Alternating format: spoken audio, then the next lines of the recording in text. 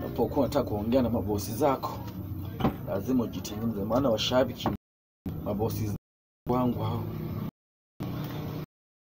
Jamani, Mayasa, ninashukuru kuenda kwa video zangu nazo. Ninasema asante. Sasa nimeandaa tena video kali, video nzuri ambapo nazileta kwenu. Kweni tayari kuzipokea na kuziangalia. Video ambazo tunaangalia na mama na mama na watoto na shemeji, umekaa umetoka ziangalia. Video ambazo zenye hekima, zenye heshima, zimetengenezwa kwa ubora mzuri. Ninaomba tena mkazipokee, mkaziangalie. Ninasema asante sana. Mimi bila nyinyi washabiki zangu, mimi siwezi kutuma video.